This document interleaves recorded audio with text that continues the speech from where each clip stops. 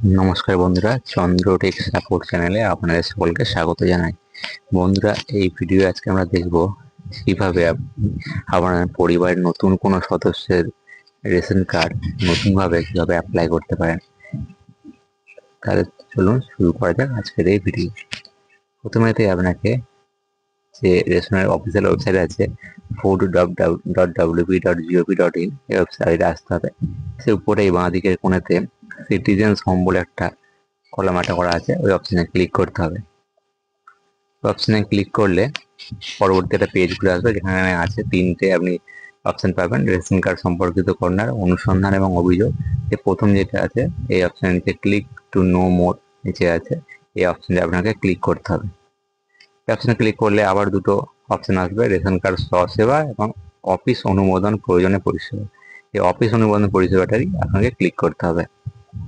এবার আবার দুটো অপশন আসবে, অনলাইন আর অফলাইন। অফলাইন অর্থাৎ আপনি অফিসে যে জমা করতে পারবেন ফর্ম, আর অনলাইন অর্থাৎ আপনি অনলাইনের মাধ্যমে করতে পারবেন। আমরা এখানে অনলাইনে অ্যাপ্লাই করবো, তাই অনলাইনে আবেদন করুন এই অপশনটা ক্লিক করছি।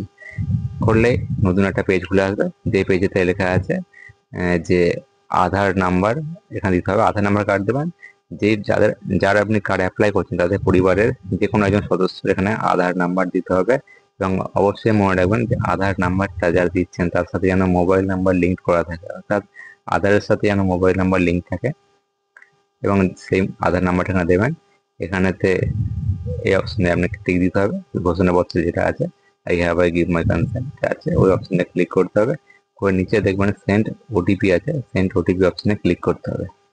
সেন্ড ওটিপি অপশনে ক্লিক করলে পরবর্তী পেজ আসবে, যেখানে এখানে দেখাবে ওটিপিটা এখানে ইনপুট করতে বলছে। মোবাইলে আমাদের যে নাম্বার দিয়েছিলাম সেই নাম্বারটা ওটিপি এসেছে, এবং সেই ওটিপিটা এখানে আমরা এখানে ইনপুট করছি। করে সাবমিট ওটিপি অপশনে আপনাকে ক্লিক করতে হবে। সাবমিট ওটিপি অপশনে ক্লিক করলে যার আধার কার্ডে আমরা এখানে নাম্বারটা বসলাম তার ration card number, category, name, date of birth, তার সমস্ত ডিটেলস দেখাচ্ছে। অ্যাভাব ration card belong to you, মানে উপযুক্ত রেশন কার্ড থেকে আপনার। যদি আপনার হয় তাহলে হ্যাঁ করবেন, যদি না হয় তাহলে নো করবেন। এক্ষেত্রে আধার কার্ডটা ওনারই, তাই আমি এখানে হ্যাঁ করছি।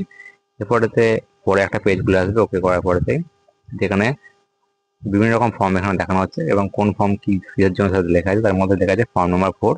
এখানে বাকি সদস্য বা সদস্যদেরকে ফ্যামিলিতে যোগ করার জন্য করতে হয়। তো আমরা এখানে ক্লিক হেয়ার অপশনে ক্লিক করব, কারণ আমরা এখানে নতুন একজন সদস্যকে পরিবারে অ্যাড করছি, তাই আমরা এই অপশনে ক্লিক করেছি।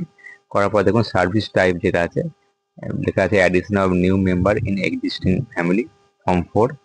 এবং আধার নাম্বার যেটা, সেটা আপনি যার আধার কার্ড ধরে এই কাজটি করছেন ফ্যামিলি যে মেম্বারে, তার আধার কার্ডটা এখানে নাম্বারটা থাকবে।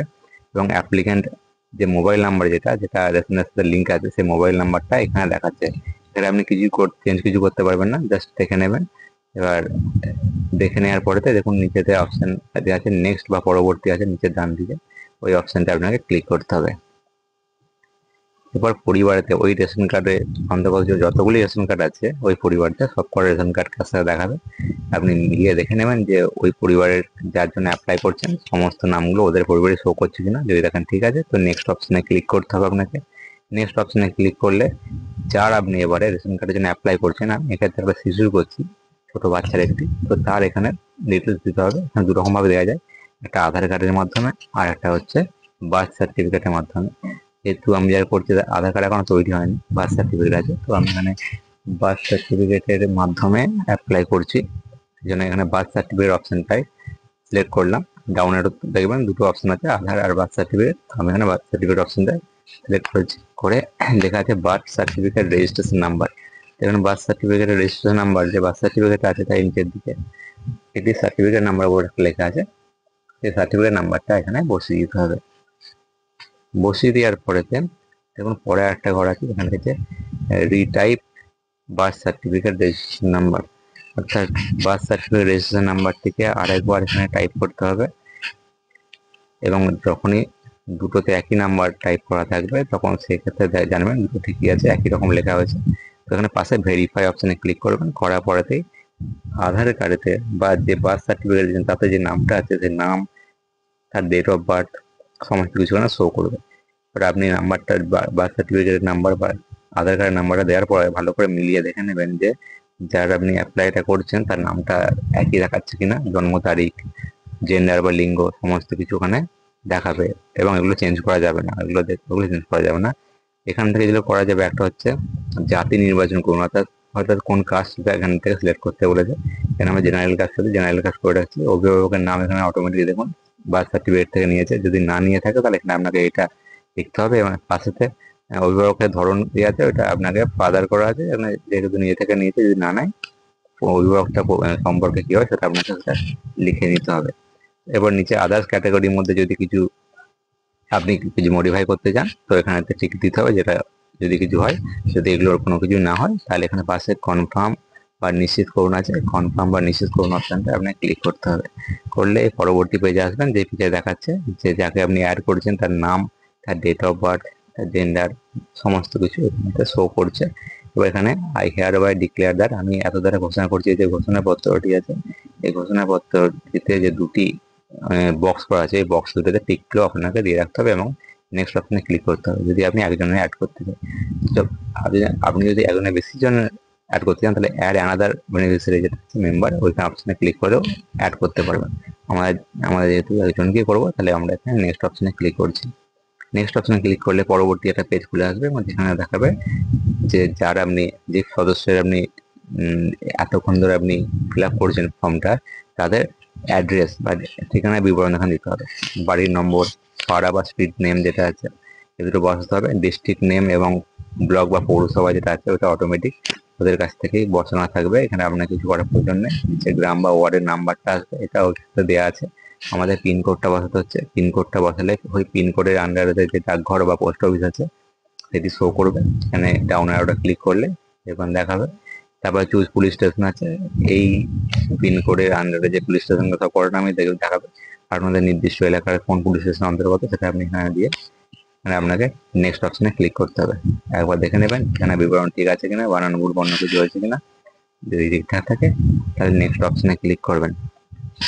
নেক্সট অপশনে ক্লিক করলে পরবর্তী পেজ চলে আসবে, যেখানে থাকবে রেশন দোকান নির্বাচন করুন। অর্থাৎ আপনি যে রেশন ডিলারের কাছ থেকে রেশন নিয়ে থাকেন তার নামটা এখানে সাধারণত শো করবে। যদি আপনি রেশন ডিলার চেঞ্জ করতে চান এই সময়তেই, বা আপনার মনে হচ্ছে এটা সঠিক নাম দেয়নি, তাহলে আপনি ওই এরিয়া যতজন রেশন ডিলার আছেন তাদের নাম এবং তার রেজিস্ট্রেশন নাম্বার পাশে দেখতে পাচ্ছেন দেওয়া আছে, আপনি সেখান থেকে চুজ করে চেঞ্জ করে নিতেও পারেন।